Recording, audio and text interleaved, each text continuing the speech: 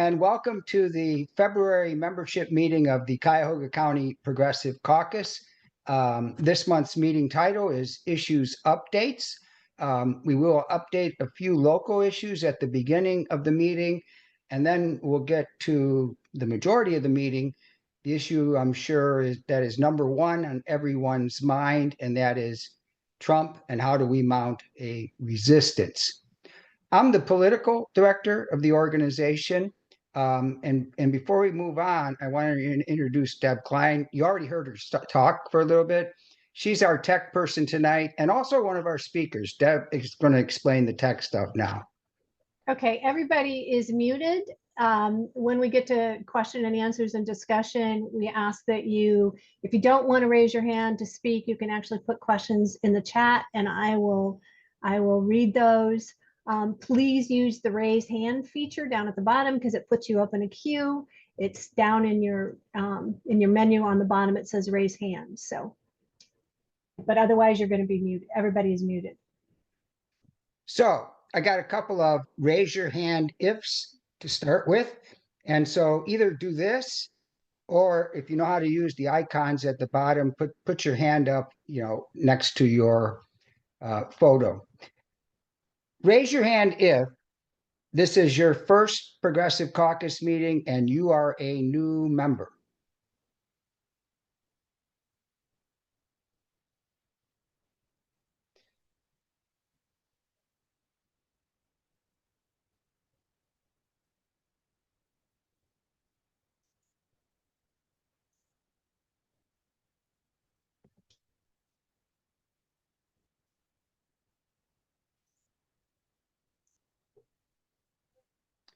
All right, next, raise your hand question.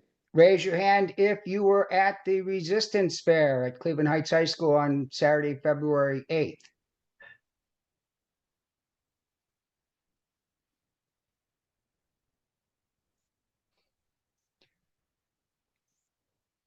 All right, next up, raise your hand if you were at the Tesla protest last Saturday.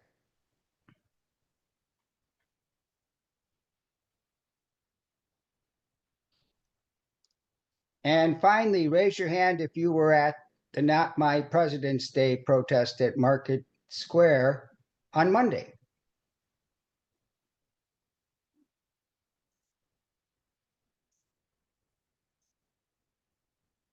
Let's give a round of applause to those who were out in the cold at the various protests this week. All right, for those of you that are new to the Progressive Caucus, or maybe you forgot how we run our Zoom meetings, we do not put links to things in the chat because people are going back and forth, they're looking at the chat and so forth. What we're going to do is we're going to send everybody that either registered to attend the meeting or you guys who actually attended an email tomorrow afternoon that will have all the links of things that we talked about tonight. It will also have a couple of links, one to join the Progressive Caucus if you're not yet a member, one to donate to the Progressive Caucus.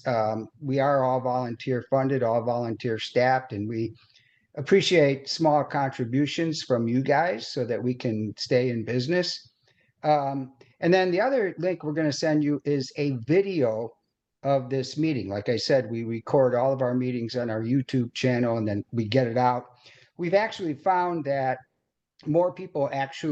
far more people, sometimes a couple hundred, actually watch the YouTube recording of the meeting than actually attend, which is good because maybe it's an inconvenient time for some folks.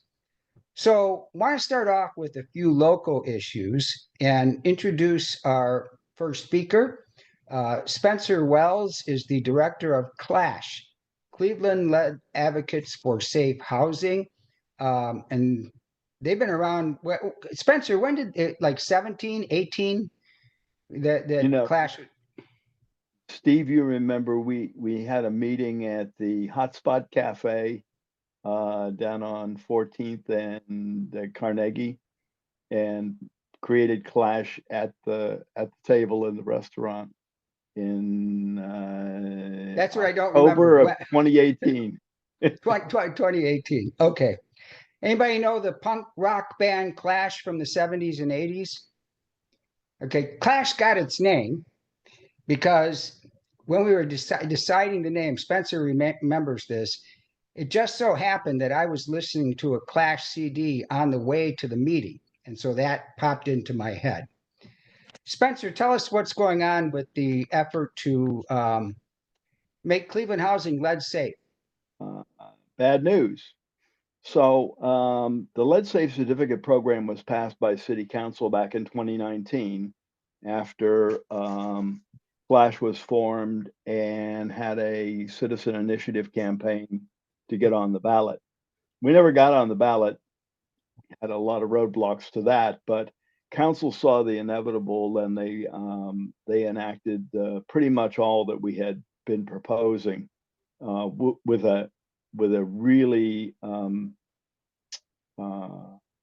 serious exception that we'll talk about in a minute. But from the passage in July of 2019 of the Lead Safe Certificate program, we then had a council wrote in a 2-year rollout period. And those were also the period of the COVID, that was 2020 and into 2021. And during that rollout period, nothing happened. So that when it got to 2021 and the program was supposed to begin, the program ran 2 years until it was deemed to be totally unsuccessful. And the measurement of unsuccessful is that fewer people signed up every year. There was a couple thousand that registered as being lead safe. But after the first year, people didn't join and didn't re-register. And we attribute that to 2 problems. One is there was this flawed theory about landlords would flock to the city to register their programs, their properties as being lead safe on a voluntary goodwill basis. And the other was that building and housing had the capacity to actually go through the registration process and get people registered. And so by 2024, it was pretty clear that the program was an abject failure. In fact, the end of 2023, when it was clear that that in 2 years they had registered fewer people each year, you started seeing reports in the media saying, you know, the program's falling apart, and that continued through into 2024. But to their credit, the Bibb administration, which had taken over the year before it, came up with a new legislation called Residents First. And the Residents First legislation in January of 2024 restructured building and housing so that they had a comprehensive code enforcement and rental registration and lead safe certificate program all built into what looked like a seamless process. The other thing that happened in 2024 was that, and this is out of the blue to us, this is one of those serendipities. The HUD Inspector General, Office of Inspector General, released a report that said that for the past couple of years, the Housing Authority, which had been held up as a model for how to make properties lead safe, actually had failed to comply with the lead safe housing rule, the federal lead safe housing rule. And it triggered a whole lot of really bad publicity for CMHA, including a demand that the board and the director resign, and really brought into sharp focus the fact that there was a lot of lip service being given to making units lead safe, but the reality was that it wasn't taking place. And then on the heels of that in 2024, in September and October, the Department of Public Health released a report saying that at least 11 of the units that had been declared to be lead-free, lead-safe certified under the city program, subsequently children with elevated blood levels turned up at those properties that had been cleared and given a lead-safe certificate. And in response to that, the mayor then issued what he called, pardon the expression, an executive order that changed the basis for how you certify lead safe. And in fact, what happened was Mayor Bibb finally took our advice and changed the standard of performance from a lead clearance test, which we always referred to as clean for a day, which is you do a really good cleaning and then you do the clearance test and you pass, but then the next day all the lead comes back. So in 2020, in September, October, Bibb ordered that in order to get a lead safe certificate from the city, owners had to go through what's called a lead risk assessment, which is a more vigorous and detailed location of where the lead is in the property and what steps had to be taken to actually get it under control. So that brings us up to what's going on right now as we go into 2025. And the first big thing that happened and is happening right now is that the mayor's asked for a big increase in the funding for the Department of Building and Housing that will provide more staff for inspections and also more staff for review of owners that are giving or seeking lead safe certification. And related to that, actually on Christmas Eve, the Director of Building and Housing announced that in early January, they would be issuing $200 civil penalties on landlords who failed to register their properties and who didn't then apply for a lead safe certificate. We haven't seen any evidence yet that they're actually doing that. One of those end of the week, end of the year announcements that kind of slipped through the cracks. But we're hopeful that, and we'll know more when the budget hearings are over, that the city has not only built its capacity to do the follow-ups, verify the lead safe certificate, and that they'll also spend some time actively enforcing it, because we know that the best way to do voluntary compliance is to take people to court or to fine them for not complying. That brings us up to what we're up to, Clash is up to in 2025, and I want to click off some things that we're going to be working on, and also some things that are going to be new challenges. So the first is that the one new challenge that we know is coming is that we have municipal elections in 2025. And many of the council people who were pretty strong supporters of lead safe certificate law are either not running again or moving on to other activities. And so there are going to be some open seats. We also have the remapping, which is going to change how the power structure within city council is going to be. And that always makes us a little nervous that people that we have come to rely on as being advocates within the council are going to be either are not going to be in council after 2025, or they're going to be challenged. We also know that we believe that because council intervened in the HUD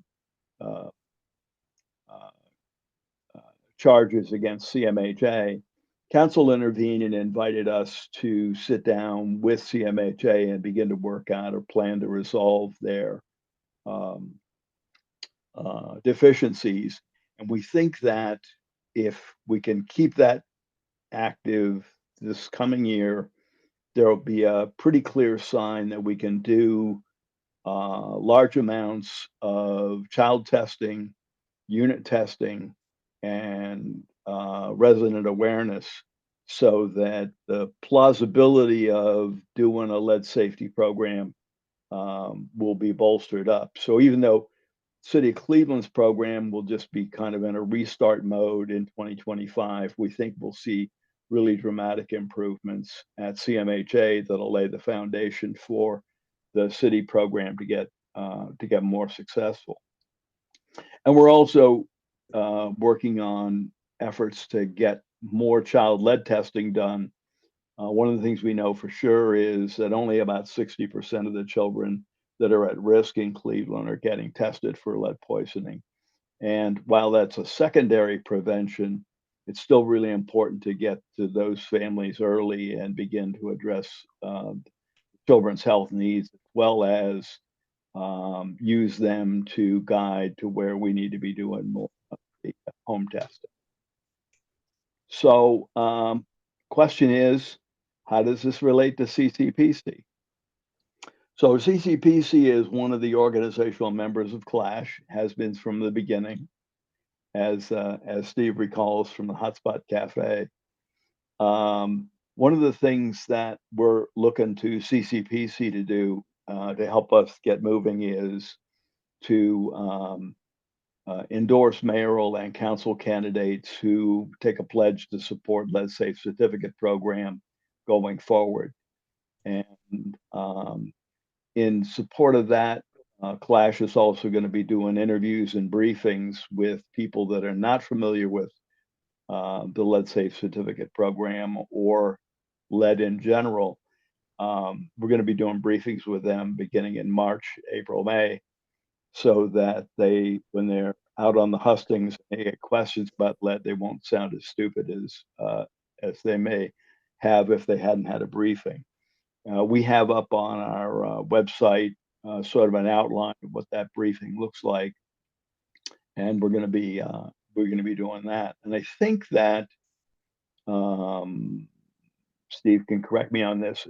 We're going to be in on some of the interviews with the people seeking endorsements as well through CCPC. Second thing we need is volunteers. CCPC is an all-volunteer organization, and Clash followed that model, so that none of our staff are paid at all, and we're always looking for volunteers to help with a whole range of different activities, from canvassing and tabling at events to doing research and trying to follow up on elements of lead safety that we're not as versed with as we could be. And finally, if you do nothing else, we invite you to join our weekly newsletter, subscribe to our weekly newsletter, which you can do on our homepage. And I'm not allowed to put this in the chat, but we'll send it over to you. But it's http://clashcle.org/home, and that'll get you to all of the information for follow-ups. So that was a real quick overview of what we're up to, and I'm open to questions.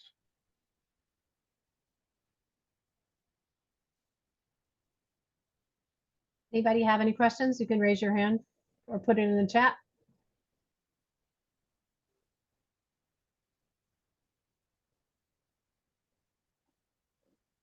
We don't have anything, Steve. Spencer, get me the link to the newsletter and the link to the slideshow, and then I'll get it out to the folks tomorrow. Okay, sounds good. If that's good. So, all right. Thank you, Steve. Oh, wait. Holly. Holly, are you trying to raise your hand? You have to unmute. I'm trying to. Okay, can you hear me now? Yeah. Hi, Holly. Okay. Hey, Spencer. I want everyone to know that he's been at it for a long time. I think in the 80s, we were trying desperately to deal with tenant rights and jump into as much of the low-income housing that we could to make it affordable to people. And I'm happy to see that you're still in there slugging away, Spence. Thank you, Holly. Holly is the promoter of the best advice I've ever seen a executive director use, which is on her door when she was over at Maydugan. It said, "Coming to work is not the same thing as working." She had it on her office door. Thank you, Holly. So Brian Houlihan has a question. Where does LSCC end and building and housing begin, and who's responsible? Sorry, I lost it. Who is responsible for what? This is a great source of confusion. Yeah, it is. And it was one of the things that happened when city council, and let me put it this way, when the mayor and Kevin Kelly realized that we were going to be on the ballot, if they didn't get together and acted, they formed a public-private partnership called Let's Safe Cleveland Coalition. And they rewrote the legislation we had proposed to create a system whereby building and housing was doing registration and enforcement, and the Lead Safe Cleveland Coalition was doing financial assistance for outreach to landlords and financial assistance to landlords. So two things happened over the years. Their model was built on voluntary compliance and no enforcement. And the combination of the two led to the catastrophe that was evident by 2023 or into 2024, where people saw that there was no penalty for not registering. There was no penalty for not getting a lead safe certificate, but and there was really no reason to go ahead, and I've heard this from a number of people. Why should I get on the rental registry and pay $75 when nothing happens if I don't? And so during that time, that whole model really was undermined by the reality of you need to have enforcement before you can have voluntary compliance. That's voluntary in air quotes.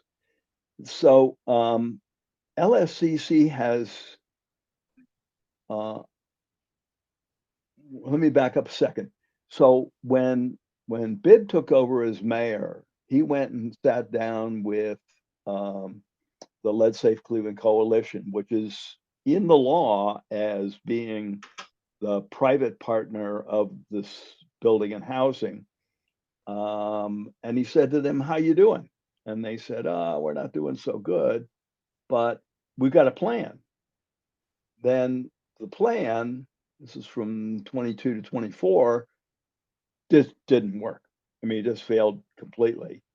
And so we've seen a steady attrition of people that were founders of LSCC and who were key role players in trying to make things work. And so a lot of the money that they raised in the private sector and spent, really there's nothing to show for it. And we think that the mayor's turnaround this last September, where he changed the standard of performance from the clean for a day standard to a real serious lead risk assessment, was really a repudiation of what their program has been. And Brian knows, and he and I have talked about this a lot. The problem is they still have, let's say Cleveland Coalition, by our guess, they still have $100 million in the bank that could be used to incentivize, especially low-income landlords and folks that have extensive remediation work to do. That money could be used to actually bring a lot of properties up to a lead safe standard,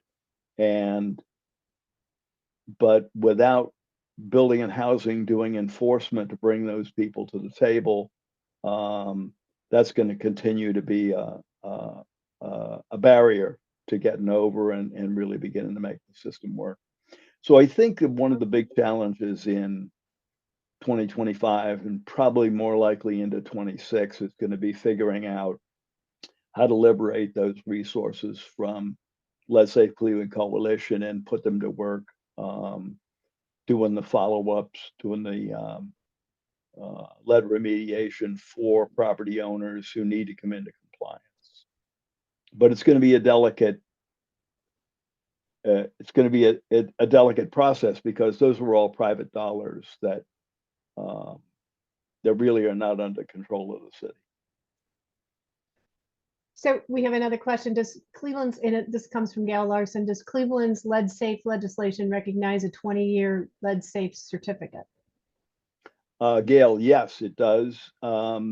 And this is going to be one of the interesting discussions that go on. It's already started in when the mayor made his presentation to the city council. It was a sharp discussion around what's the value of a lead safe risk assessment over a lead clearance test. And we've proposed to both the mayor and the city council that they come up with a set of interventions that include sort of a 4 or 5 year certificate in exchange for doing a lead clearance test, but a real lead abatement, which is possible. And that's what the mayor has been promoting. The mayor and his directors have been proposing a 20-year abatement that would really take the lead out of the property completely. And it means a much more extensive rehab, but with the 20-year certificate advantage. So it's in the rules. It's not used very often, but freeing up the money from Lead Safe Cleveland Coalition might foster that to happen. And I think Eugene Miller was being kind of tongue in cheek when he said 100 million in the bank. Yes, but and honestly, part of the flaw of the public-private partnership is that all of Cleveland's part of the program is in public and accessible through public records requests. But LSCC, being a private entity, it's not even a tax exempt organization. We're not sure legally what it is. We don't know. We haven't ever seen their books. We don't know what is actually in the bank. Any other questions? I think that's it, Steve. Thank you very much, Spencer. Thank you, guys. Real quick, just an update on some other local things that we're working on. One of our big projects is to lobby against any public sector dollars going to fund the Brown Stadium, if it's on the lakefront or domed in Brook Park. We have not seen, and we've got a committee that's been working on this for a couple of years. We haven't seen any concrete proposals yet, but we will oppose that, and we may ask you guys to help take action steps once we see what public sector dollars are going to go into the stadium. The other thing Spencer mentioned, municipal elections this year, Cleveland City Council and in the various suburbs, we do candidate endorsements. We have a screening committee, but ultimately the endorsements go to a vote of our membership. So if you are running for office or planning to run for office this year, please contact us and we can explain the endorsement process. We also do judicial recommendations for the first time.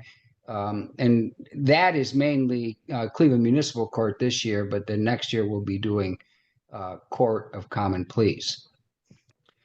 All right, now on to what's giving everybody like a horrible pit in their stomach on almost a daily basis. And that is, of course, Trump. And I remember, like the day after the election, I'm sure you guys had the similar feeling, or if you stayed up and watched the returns, right when we found out, you had this like, almost like a tragedy, in your family, something like that, where you just have a horrible feeling. But then it was like, oh, the inauguration is not until 3.5 months. We're safe until then. But that horrible pit in your stomach feeling, it seems to come every day. Okay. Day one, let's pardon January 6th. Then you get the start of the mass deportations. Then you get the cabinet picks. Hegseth, RFK Jr., Tulsi Gabbard, totally incompetent people. Then firing federal workers, freezing federal funds, freezing medical research. Okay, if I mentioned everything, we'd be here till 10 o'clock. So I'm not going to do it because I know you guys pay attention to the news. That's why you're here. So to start off with, Deb Klein works with the Immigration Working Group of Cleveland, and she's going to tell us what's going on locally and nationally with the deportations. Thanks, Steve. Right before we started, I decided to see just exactly how many policies or executive orders he's written around immigration. Now, these are not all executive orders, but there are 133 of them. One of the first things he did was to end birthright citizenship. That means anybody born in the United States, if their parents are undocumented, that they would be a citizen. It wasn't to take effect until 30 days after he signed the executive order. A lot of people were concerned. Was he going to make it retroactive? How far back would he go? But the good news on that one in particular is almost the ink wasn't even dry. And I believe it was the ACLU filed a lawsuit to hold that up. And a lot of his executive orders, there have been numerous lawsuits filed already on the executive orders. But some of the things that he has done without an executive order, there used to be kind of an unwritten policy with ICE and Border Patrol that they would not go into 3 places, kind of protected places. They wouldn't go into churches, hospitals, or schools. And he has made it clear that that is no longer the case. He's rescinded kind of, as I said, it was an unwritten policy, which means that they can go into any of those, to a church, they can go into a hospital, or they can go into a school. One of the things here locally that a lot of people don't understand is that we have 2 entities that we have to deal with when it comes to especially the undocumented community. We have Border Patrol and we have ICE. Border Patrol patrols the border. They go along 90 a lot and they go along the turnpike. And if you're traveling the turnpike, pay attention, start paying attention, and you will probably see them in the median, because a lot of times they're parked in the median strips and they're just stopping people on the turnpike. Before the first Trump regime, we used to meet with the Detroit sector, with the chiefs from the Detroit sector for all of the different offices that are included about immigration. And we actually had a meeting with the Border Patrol chief, and I asked him at least 2 times, maybe 3 times, what makes you stop somebody on the turnpike?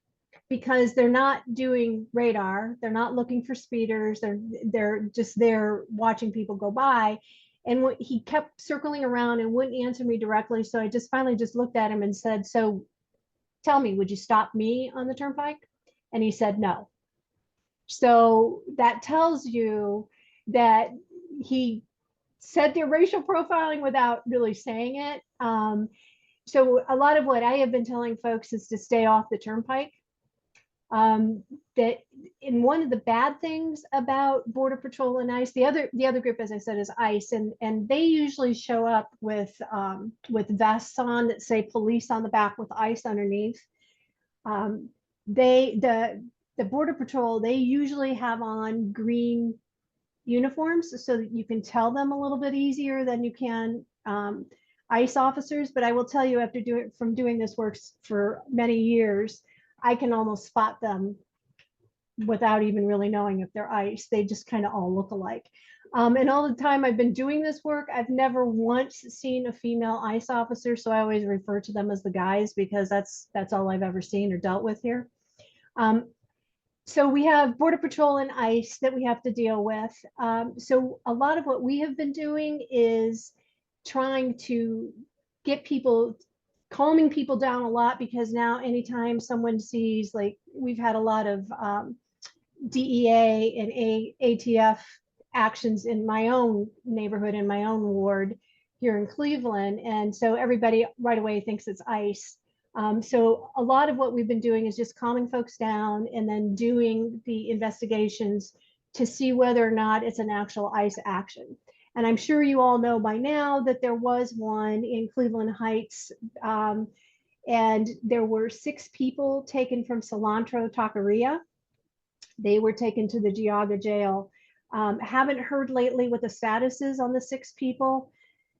So it's very alarming what's going on. We've had reports in Akron, in the North Hill neighborhood, there were ICE agents parked outside of the schools. And as I started to think about this, I'm like, why would ICE go to a school? And it was after I had a conversation with a principal who is a principal at one of the charter schools, because I will tell you, the one good thing about OEA, the Ohio Education Association, and AFT or CTU here in Cleveland, is they've been putting out a lot of documents on what the schools should be doing if ICE tries to get into school. The good news, I guess, is that all the schools nowadays are locked. It's not like it was when we were growing up that anybody could walk into the building. So if ICE shows up to a school, they do not have to let them in. ICE will oftentimes show up and say they have a warrant, and all it is it's called an ICE warrant, and it is not a judicial warrant. It does not give them the authority to go into any private place. They could, if they showed up at my house and said they had a warrant and wanted to come in, I don't have to let them in. So a lot of what we've been doing is also educating folks. Don't open the door. ICE shows up, don't open the door, don't go outside, and eventually they will go away. So as I said, a lot of it is educating people and making sure that the community is safe. One of the things that we are kind of gearing up toward, if it happens, so far we haven't had a large scale raid, meaning going to a place like we did back in 2018 when they raided both Corso's nursery and Freshmark, and the devastation that caused in those communities with the families. It was horrible. But what we did is we ran supplies out. We did a supply drive for the folks, the families, from the workers that were at Corso's.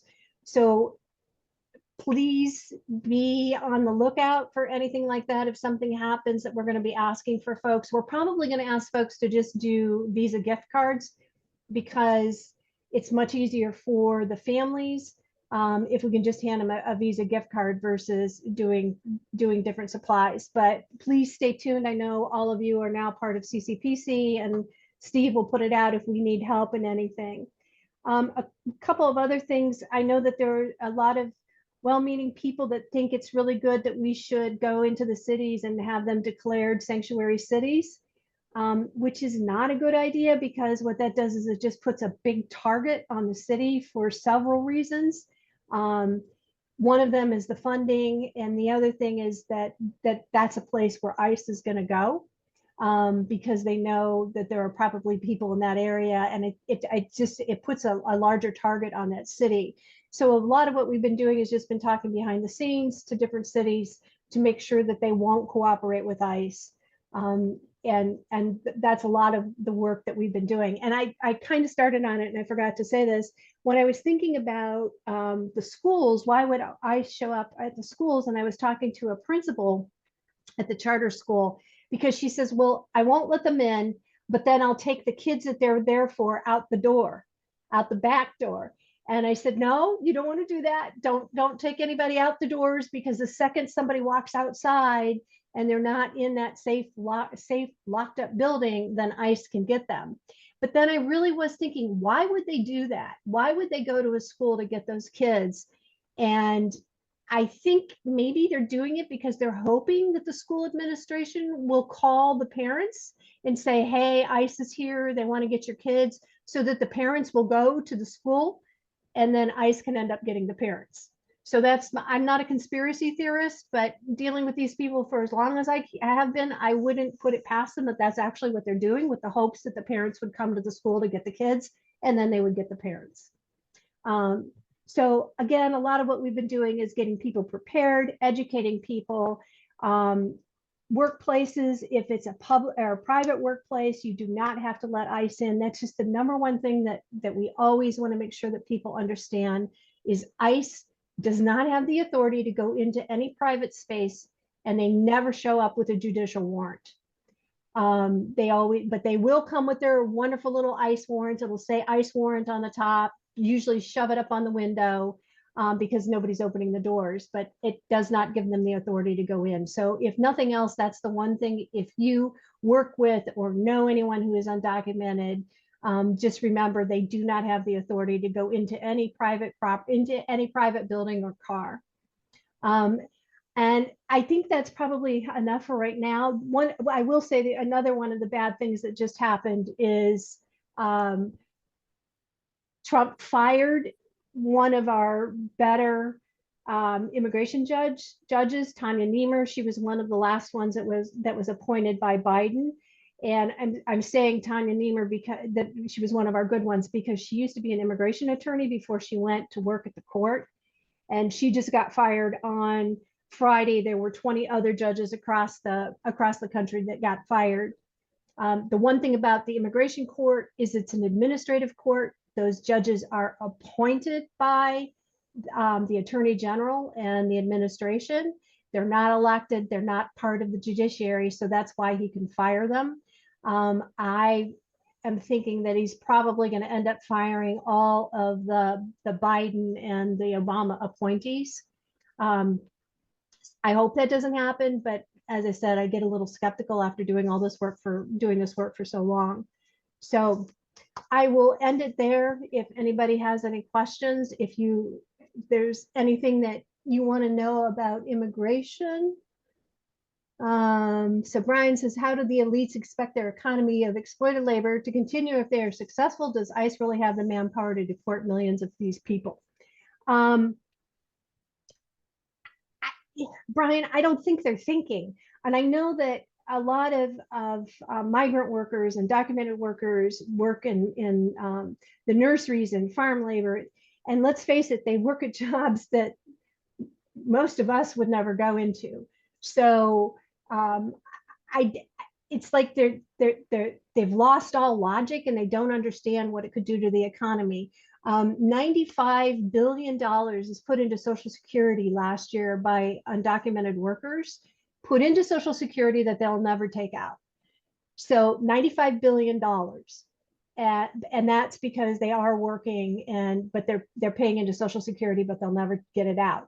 The other thing is that undocumented people are not entitled to get on any of our public assistance programs. A lot of times I'll hear, well, why don't they go and why don't they get their citizenship? And the only reason why they don't get their citizenship is because they get free housing, free this, free that, free education, free healthcare. And that's not true.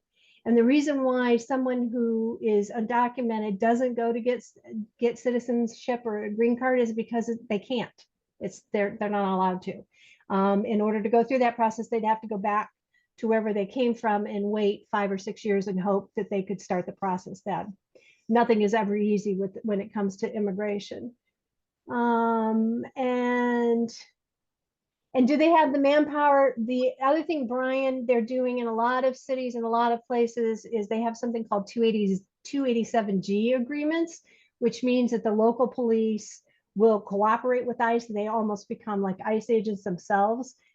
Fortunately, we don't have any of that in our area, but that is one of the things that they do.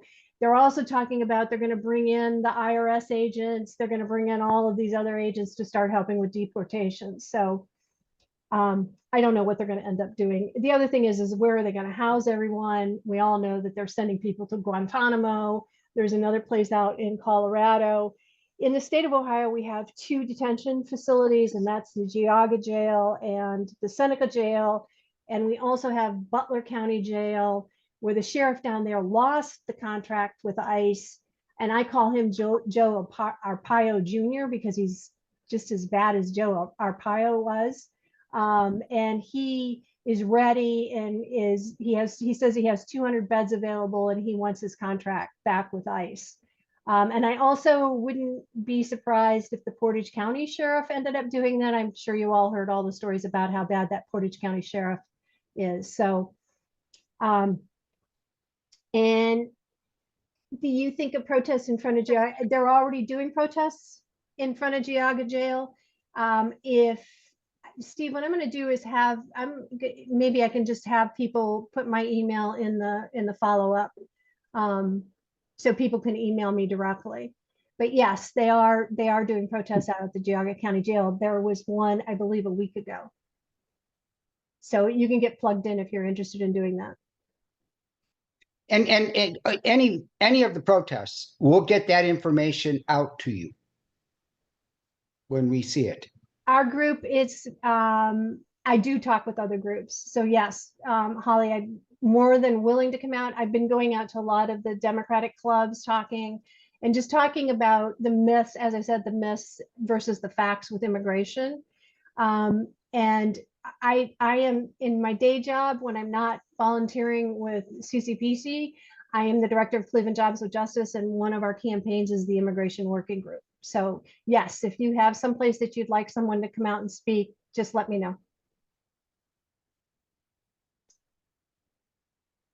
Anybody else? Go ahead. I was going to say the same thing. Yeah. Down on the immigration front. Okay. Where we're at right now. The good news, maybe it's only short term, is that federal judges have issued temporary restraining orders or outright have blocked most of the horrible things Trump is attempting to do. The bad news. What happens if either Trump and Musk decide not to obey the court orders, or these cases get to the Supreme Court, which they will, and the Supreme Court says basically Trump and Musk can do whatever they want. And given how the Supreme Court has acted the last several years, that is certainly a possibility. And as far as enforcing court orders and injunctions, it is the executive branch run by the president who enforces executive orders. So if we get to that point, folks, that's where we are in a fascist dictatorship. Okay. Now, the other fear is what's going to happen long term. Okay, dismantling the federal government or making the federal government incapable of doing anything. Now, there's a reason that there are 33 cabinet positions, agencies that run the government. There's 350 million people in the United States. Yes, there's fraud and waste. And certainly we support the effort to find that and root it out. But those 33 cabinet agencies perform essential services to make our country run. So what happens if those essential services stop? And even if you look at the national level, security, we have incompetent people running the FBI and CIA. Trump and Musk want to get rid of all the FBI agents, all the CIA agents, and put their friends in those spots. Well, there are dangerous people in the United States and abroad. What happens if that is dismantled? So, I mean, we have to fight, we have to resist, and we have to do whatever we can now. Action steps that you can take short term. Call your congressperson, call your senators, visit their offices. I know, calling Bernie Moreno or John Husted or Max Miller, if you live on the West Side, isn't going to change their mind. But it does two things. It allows you to let off steam, and it jams up their phone lines because thousands and thousands of people are calling each day. Now, if you live on the East Side and Shontel Brown is your congresswoman, call her too. And ask her what the Democrats in the House are doing.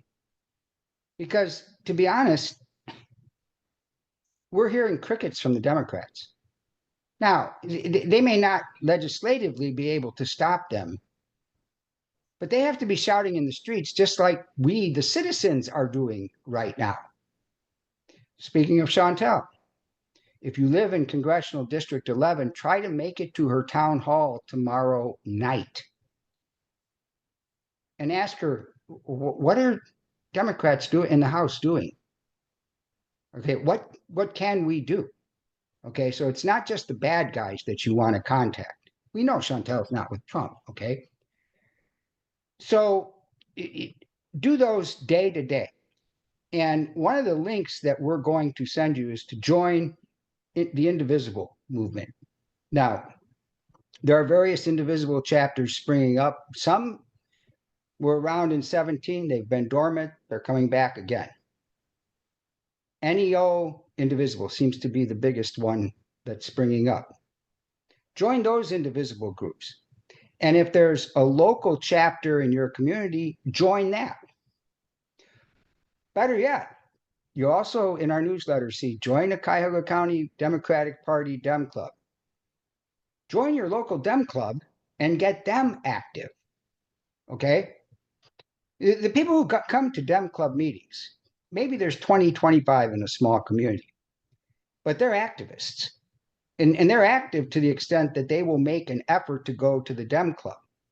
And those people, they may not be progressives, but they're just as angry as we are. And we need to unite with all factions to fight this. We're the progressive wing. We certainly will work with centrist Democrats, okay, on this issue, maybe not on other issues, right? So those are things you can do right now locally. Long term, CCPC is in the process of forming a group of activist groups locally to fight Trump. And what we've done is we've started with the groups that attended the East Side Resistance Fair. And, we're trying to get a meeting of activist leaders, and then we're going to plan actions and see what we can do that might help. Okay. Protests, whatever. All right. Also in the works, we're working with the Women's Caucus and the Lakewood Dems and some other organizations to try to get a West Side Resistance Fair going. Okay. The Cleveland Heights one was on the East Side, but we thought if we get one on the West Side, maybe activists who didn't want to travel, east. Remember, big snow was coming, potentially that day. So maybe we can get some more people involved. But beyond that, I hate to say it like this. I don't know. And I'd like to hear what you guys have to say, thoughts on what we can do.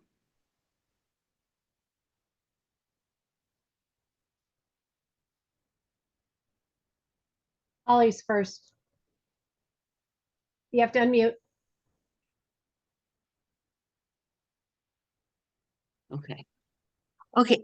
One thing, I don't think any of us know because we've not been faced with this. We've been kind of lazy in a sense, uh, about our actions over the many years. But one thing that I'm uh, interested in, I'm a member of Grassroots Resistance, and that's an indivisible group, and we work on trying to do different kinds of events and uh, whatever.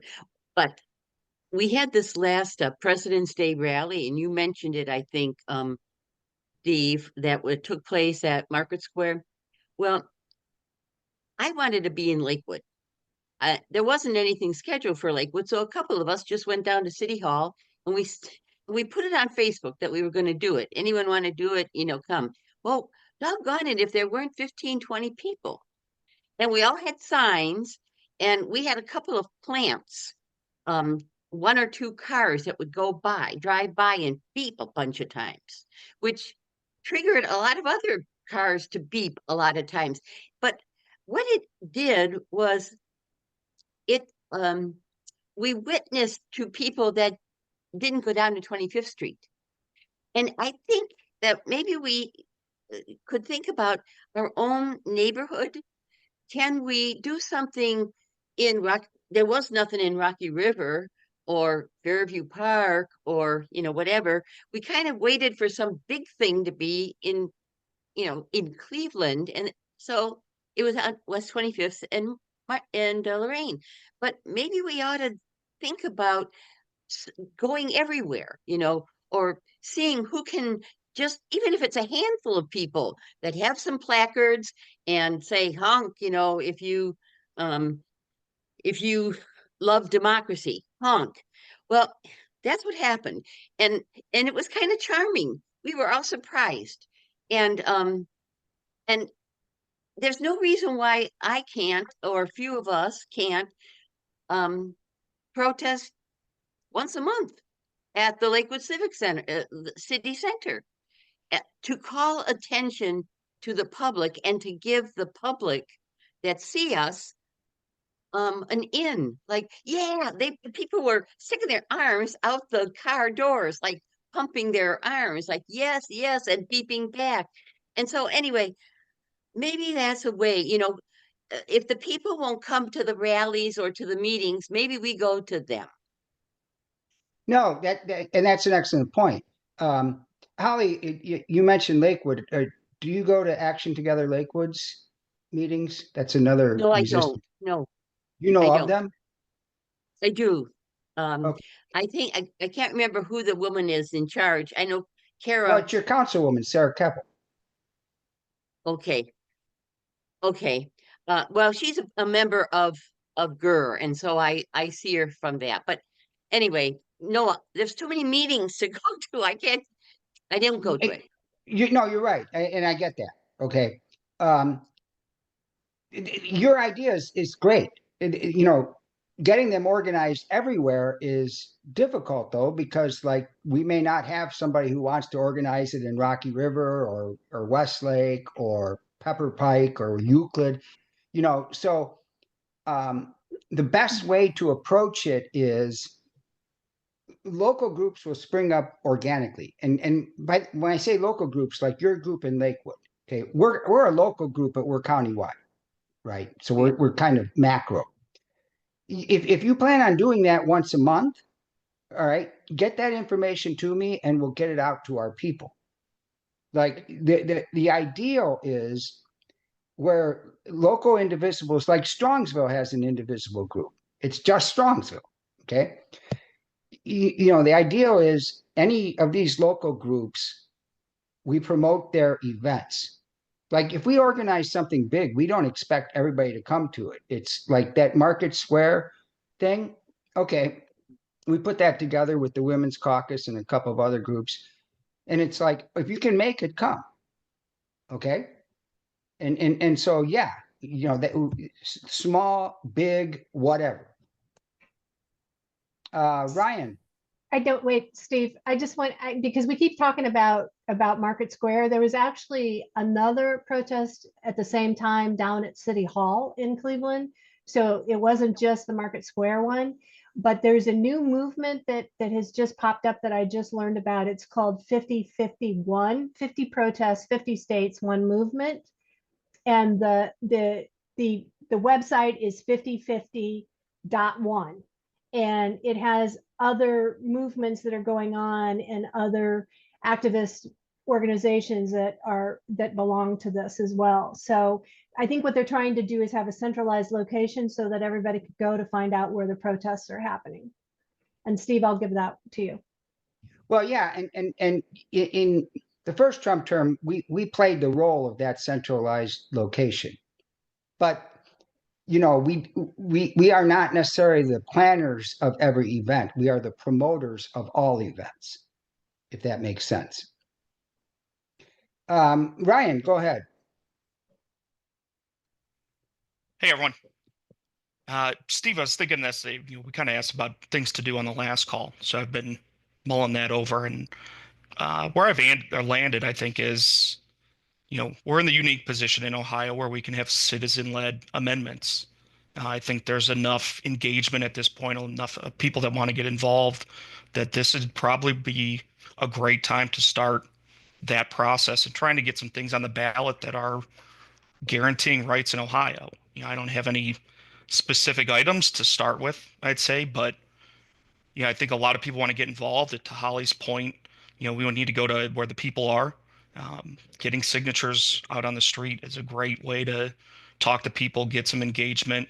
And from everything I've seen, when you present democratic or progressive issues and you don't have a D next to the item, people are for those items. We look at judges in the state, as soon as they start putting R's and D's next to things is when we got more Republicans on the state court. So I think if we're presenting things as amendments to the state constitution, we're going to have a lot more support on that side, especially if it's guaranteeing rights to Ohio citizens. Yeah, and that's citizens initiatives or citizens referendums. That is really the only place we can go in Ohio. We can't go to the General Assembly. Yeah, it's not going to be anything through state congressional. Yeah. Diddy, am I saying your name correctly? If not, please correct me. Yeah, I say Didi, but that's okay. I just wanted to say, in terms of contacting Republican representatives, I think another reason to do that is so that they can't say, "Oh, nobody said no." So we have to, when they tally all those people who call and say we don't want this, that needs to be on record, and that's why we contact not only the Democrats but also the Republicans. Right. Exactly.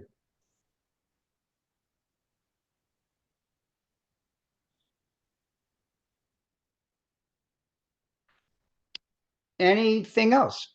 Any other questions or comments?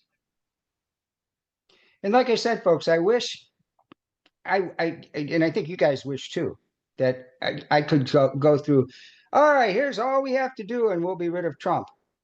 But we're not in that space right now. We got to figure out how to get into that space.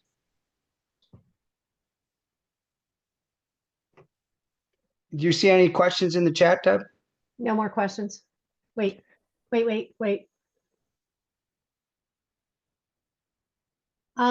Yes, Meg asked, do you know who has the emails that were collected at the Resistance Fair and what are they planned to be used for? I do. It's the organizers of the fair. They plan to be used kind of as a duplicate to what CCPC does to get information out to people. And also, a lot of the organizations were collecting signatures at their own tables. So that means that you're plugged into those organizations as well. Right. And we actually had 250 new members come from just in our organization from that fair, which is a good thing. And it doesn't hurt if in your inbox you get 5 or 6 emails about an event. And if you start to get too many, you can just unsubscribe. So anything else? All right. I just hold on. Eugene just said Eugene. state budget cut, local food banks. Yes, we are aware. The other thing that's happening just on the food bank issue is if food banks get federal funds, they're not allowed to give food to undocumented people. That's a new one that has just come down. Okay, And- Eugene, to your point about the state cutting food bank funds, I was just going to get to that. Our next meeting is going to cover state house issues, and we've got Rachel Coyle from How Things Work at the State House. She's going to be our main speaker. Believe it or not, as horrible as things are in Washington, they're almost just as bad in Columbus. And so what I was going to segue to our March meeting was call your state representatives and state senators as well when you see horrible things going on in the General Assembly. And if you make those calls every day, your congressional and General Assembly members, that only will take about 15, 20 minutes because chances are you're not going to get anybody live. And if you do, that's even more fun. Okay. No, that's our March meeting, and you'll get this. It'll be in the email we send out tomorrow. It's Tuesday, March 18th, and Rachel's going to talk about, among other things, the horrible things that are going on in the General Assembly, and we're now in an odd numbered year, so the state comes up with its biennial budget, and she's going to talk about that as well.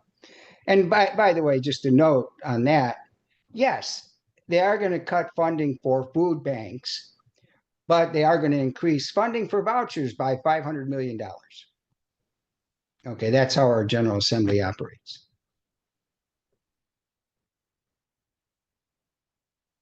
Anything else, folks? Thank you all for coming.